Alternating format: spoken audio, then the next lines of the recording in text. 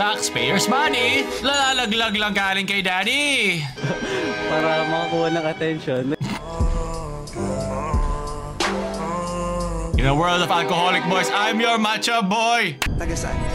Kumusta yung mga kansan? Ako pala si Paolo. Kaya maglaro tayo ng pag tumawa ka, talo ka, atin na agad simulan. Bigyan mo ang 3 ghost project dyan. Mr. Arevalo, alam mo, malamig na malamig ulo ko ngayon, ha? Pero pag ikaw, tumingin ka ng tingin na sa cellphone mo, hindi ko alam kung ano binabasa mo dyan, humarap ka sa amin. Mahirap kasi yan. Pag kasi yung singsing napasok na, mayroon na naman lalabas habang tinatry mo ipasok yung singsing. Napakahirap niyan. Hindi mo matatago yan. Literal, kung ano yung tubig na nasa loob yan, yun din ang mga... Ganun din yung mga flood control natin, di ba? Hindi natin makontrol ang tubig. Ito na yung paraan ko kasi hindi naman talaga katawa-tawa nangyayari ngayon sa Pilipinas. Kahit sa mga memes na lang doon, maliwanagan tayo at sumaya tayo ng konti, di ba? Pero di ako pwede dyan. Pwede din dito yung mga index cards, hindi mo mahanap yung sagot. Parang recitation lang yan. Mahirap taga all recitation. Sunod.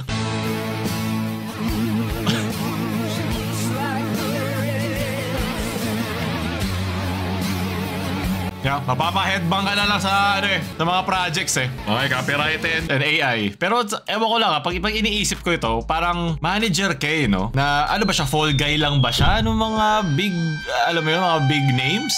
Ginawa ito ng tunay na salarin para lituhin tayo. Ayun na nga! Baka nga yung tunay na salarin, may iba. May ibang pakay. Either siya talaga o iba. Di ba? Yung gastos na naman. Ito rin ako pagbibili na ako ng mga bagong labas na cards. Bago ko sila amuyin. Tunod. Men. Nung namali ka na yung G4 pala sa Bulacan ay dapat G5. Mali. Alam mo hindi ito mangyayari sa kanila kasi marami silang kontratang na-lock-in Imposible yung 0.61 yan. Ayun! IC City Colleges Foundation. Bagsak! Bro, lock-in. Anong mas mahaba? Itong ahas na to o ang pasensya ng taong bayan? Ay!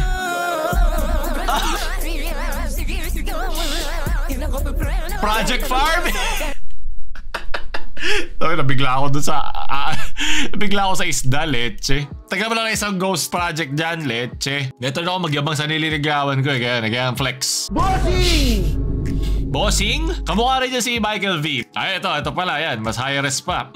Sinong mananalo? Meron na ba nilabas sa Bubblegum na parody si Michael V? Wala pa. Bubblegum predicted the future.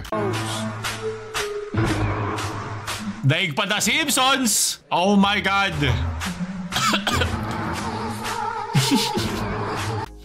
Man, it's too real. Nanginginig na si Baldwin. Hindi niya to nahulaan. Mahirap nga naman yan aralin. Follow na lang. Mali pa yung indentation dito Kaya di niya binasa. Mali indentation yan, Spencer. Tunod. Men, kakapanood ko lang ito. Ang ganda. Ang ganda. Tapos 2 years pa, let's. Ang ganda nitong Demon Slayer. Itong Infinity Castle. Ito, spoiler alert sa mga kasi maglalabas na ako na dahil 2 weeks na. Wala na kayong karapatan kung di nyo pa napapanood to.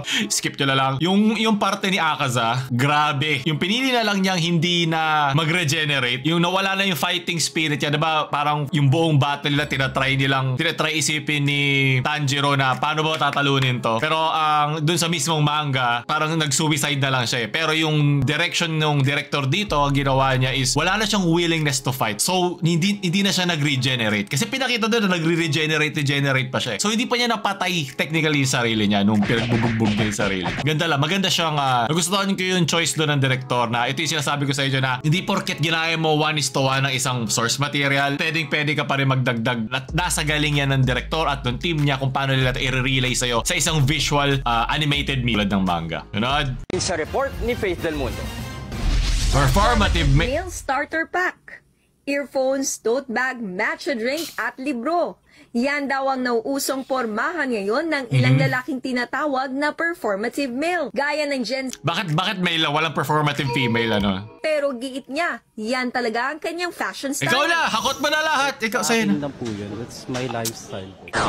I invoke my right. Sometimes I invoke my right to self-performative incrimination. Pero hindi ko po siya, hindi po ako nag-check sa mga social media or ganyan. So, iba ka talaga, sorry. So ako, basta siya. Sometimes kapag tiran mo naman kami, men. Hilig magbasa, pero minsan para makakuha ng attention. At least aware siya. Sila yung mga ideal type of aesthetic guys sa social media na appealing daw sa mga babae.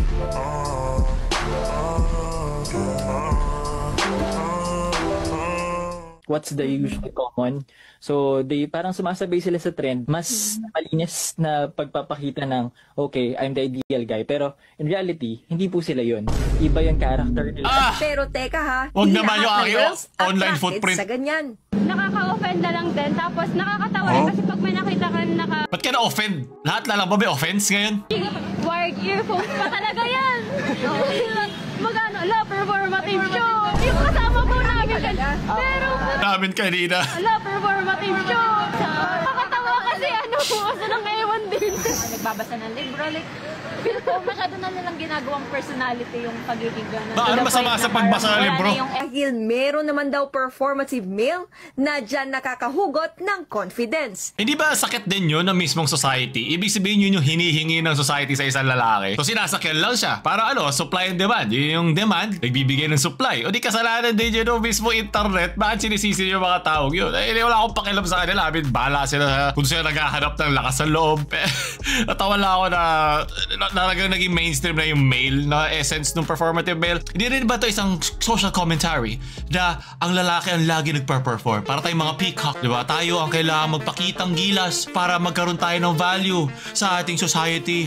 We live in a performative society. Tapos yung mga din pala dun sa mga contractor, may mga nababan na din yung sa Wawaw Builders, yung kay Diskaya, meron din sila na na-revoke din yung licenses nung mag-asawa. Hindi ako niniwa totoo. Sunod, ito, nakita ko to yung ang daming AI slap nito na gumagawa nung parang kunyari nag 3D generate sila.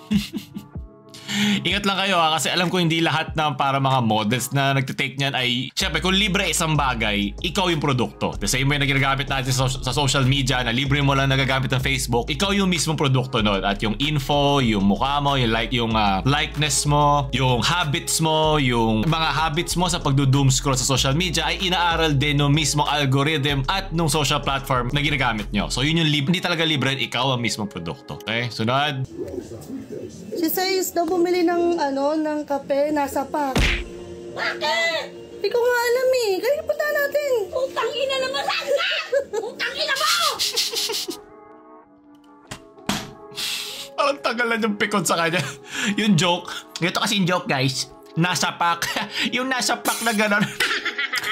So, napaning si ate. I'm sorry. Sorry, pasensya na. Sunod, advanced studying but the teacher has humor. Gusto ko yan. Gusto ko ng mga teacher. Ang tawag Pacific Ring of Fire. Okay. Hindi siya mukhang ring. Kaya dinilihan ko ng pusa.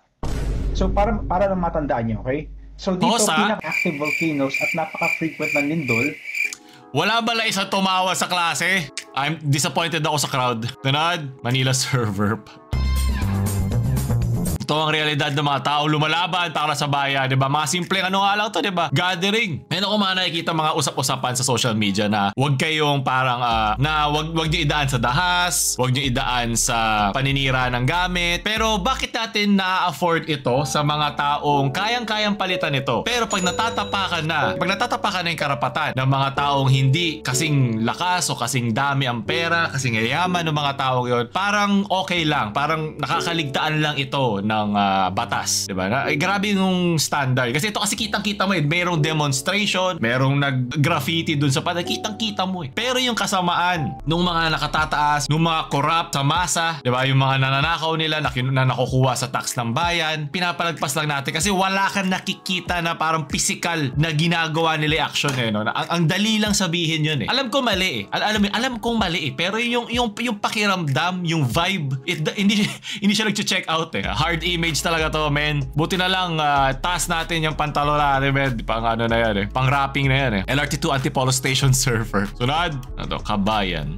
Magiging lagay ng panahon mula kay ABS-CBN resident meteorologist Ariel Rojas. Ariel, meron ba tayong nakikitang namumuong sama ng panahon?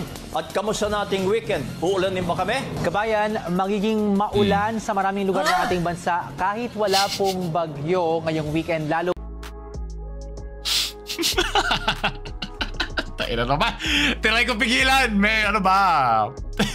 Namumuong sama ng panahon pala to Sama ng Kabayan naman, nag-glaze ka tagal naman na isang post project yan. Sunod, kaligay EG. Flood control. Ben, pero nalala ko talaga, parang laro lang ba tayo sa kanila? Walang new game. Mag-new game na lang ako. Pilipino pa din. Stage 1, luxury bag. Takpan mo kaya tumabi ka kasi. Wala, parang tayo lang sa Rinola. Ang galing. Yay! Taxpayers' money! Lalalaglag lang galing kay Daddy! Yes, Daddy! Ayaw nila, kunin yung sa tubig. Tapos gusto ko umulan ng pera kaysa ng tubig eh. Hindi ko na problema yan. Tama. House tour? Mansion tour! Kaka-anxiety ako nito, but static ba yung speed nito? Oh! Ba't hindi niya nakuha? Bakit yung pera natin hindi natin pwedeng kunin? Ba't iba? Kalokohan yan. Naku, makukuha na niya lahat. Habulin mo! Habulin mo siya, bilis! Naku, mali, tinaanan mo! Habulin mo! Habulin mo! Kawalan ka na! Bilis mo! Bilis mo! Ba't ka bumabagal? Parang kang batas. Ayop ka. Alam kay reference ito, yung mga box. Nasarap. My God, yung utak ko. Lahat ba ng kotse na yan merong payong sa loob? Yeah! Pwede na. Unti na lang. Yan, forward. Tapos baba mo todo. Sige na. Mark mo rin sa 40 pa na luxury car. Sunod, leche na inis lang daw natuwa. May palakang nagtatampo. May nakain. May nagsasayaw. Dami nangyayari. May palakang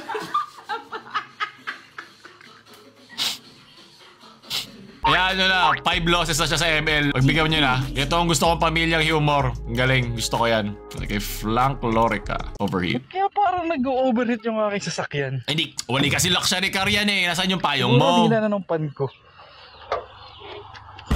Yeah, mahina na. Dagdagan mo pa na isa? Bigyan mo kasi ng Louis Vuitton fan. Mahina ang pan mo. Nagluluto tayo. Lagi na carbonara. Lagyan natin yung halo natin yung lutuin natin yung tanawin natin yung feeling ko ang dumi-dumi ko ba pinapanood ko to, men? Lagyan natin yung mix natin yung ito pala gawa na dirty ice cream. It's very dirty. Lagyan natin yung haluin natin yung tayo natin yung ito yung mga ayaw mo ma-play ng malakas sa phone habang nasa bumabiyahe. Haluin natin yung maglagay natin yung pakita natin yung tapos isubo natin yung pero subo mo na para matapos na to. Thank you, kuya. Men, masyadong malagkit ang iyong carbonara. Leche ka, sunod. Our ulam for today is sarap pa. Ano yan? Nilagang bulalong kalderetang mechado at may saging na di binalatan. Sarap na ito, guys. Kain tayo. Di mo maintindihan. Kain tayo, guys. Ayaw mo noon, pag isang linggo na agad ang pagkain mo, alam mo na agad lahat ng panlasa. Parang avatar state ng ang lasa. Yan, gumawa kayo ng restaurant nito. Leche. Sunod, binidyo ko pa para aesthetic. Leche plan. 괜찮아. 괜찮아요. Nagkanda leche ang flan. Ayan, kayong tatlo meron na kayong pwede kayo gawa ng parang isa The Bear. Then, fine dining restaurant. Yung fine yan? Fine dining restaurant. Dahil masakit yan gagawin nyo. Pag dumating yung mga Michelin star, ang ibabato sa inyo gulong. Sunod. Willie Rebilla May. Hey! Let's go! 5 seconds! 2 At least na pause!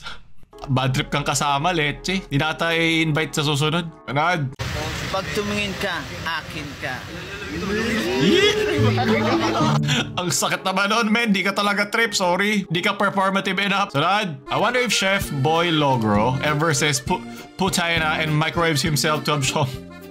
Oo naman, tao rin naman siya. Magaling, pero tao pa rin. Kinabahan ako kasi wala na ito huling linya eh. Kung natanggal yan, mas kakabahan ako. Ayan, ito lang ang tutulong sa inyong tatlo bago gawa ng fine dining restaurant. Sunod, mga tita mo nagsama-sama magluto. Ang Mando Kings. Well, kung ito yung tito nagsabi sa akin, okay lang, pagbibigyan natin. Pero karamihan ng mga tito mo, daig talaga lahat yan. May kanya-kanya yung ritual. Wala kang magagawa. Sasabog lang ang mundo pag pinigilan mo sila. Yeah, alam mong masarap pag kung merong gano'n. Yan ang iyong first customer sa fine dining restaurant. Masarap. Sunod.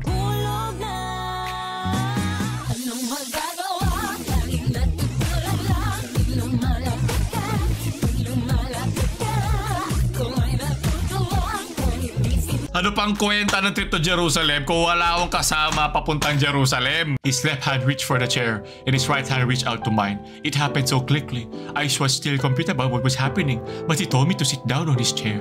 My heart skipped a beat. He smiled, his hand, his voice. He may have lost in the game, but he won my heart.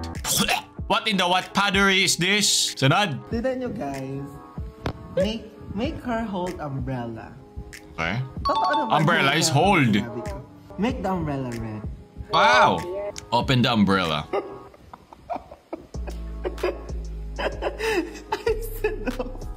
I said open. Bad trip! Bubukas ka naman sa mukha niya. Ito yung kailangan nating accountability sa AI eh. Sana may ganoon din ganito ang ating mga contractor, leche. So Rod, tagaban ako ulit ng isa pang Ghost Control project. Maraming salamat. Tingnan na at least sumaya ako kahit papaano. So Rod, POV bagong bahay ng dasa... Sir, tapos na po. Bigat eh. Pag-asa ang kabataan ng bayan, sabi ko sa inyo eh. Anong pangalan po nila? Taga saan ka? Taga saan ka? Anong pangalan po nila? Bakit ka sumali sa Pilipinas Got Talent? Yung hangin ng aircon, bad trip. Ito yung mga humor na sisira sa buhay ko eh. Anong trabaho mo? Taga saan ka? Taga saan ka? Sagutin mo! Okay, so gawin mo na yung gagawin mo. Tingnan natin kung ang talent mo ay worth 2 million. Good luck. Baka yung sumali doon sa show, yung project kasi hindi na natin nakita. Isa tong perfect metaphor sa isang socio-political commentary channel tulad ng atin. Kira ako nakakagawa ng movement na ginawa mo. Napahanga mo ako. Taga saan ka? Ayop, leches. Rod. Nilagay ko na sa wallet yung baon mo. Dewberry! Paldo pa din, boy! Legends lang nakakaalam. Sino ba si Legend? How to Train Your Drag.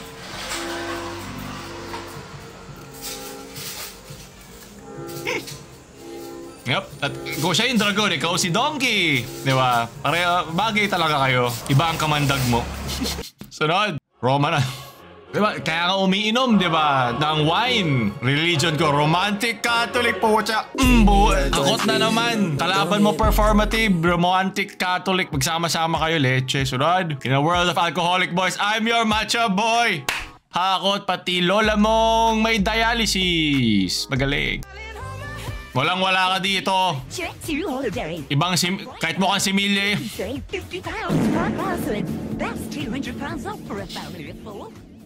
Tanggal tuloy isang ngipin. Masyado malakas yung bunggo nitong isang tadpole. Leche, sunod. Kay mama niya to. Huwag nyo naman pinagsiselos anak ko. Nahihirapan lumunok. Tusukin mo ng daliri. Gano'n mo, pasok mo. Problema na niya yan. Pag nagutom siya, o di malnourished. Hirap taga kumain pag walang kumain ka na, baby. Ang nilulunok ko na lang talaga yung pride ko eh. Sunod, POV, hindi siya nakikipagbiroan sa'yo. Hi, Sir Jedi sa Josefina, Silver Gay. Ask ko lang pa picture niya for resident ID. Ito po, ma'am. Ito po. Leche. Well, at least ka-humor mo siya, di ba? Nagbiro ka sa hindi mo ka-humor. Baka mali mo na palitan mo na humor niya dahil sa ginawa mong kalokohan. Magaling. At panghuli, bato. Ay, okay na. Hindi ko na pinapanood ko. Ano tatapos natin? Tumawa ka, talo ka kayo. Gusto pa na mga ganito. Huwag nyo tayo like, share sa mga kontraktor nyong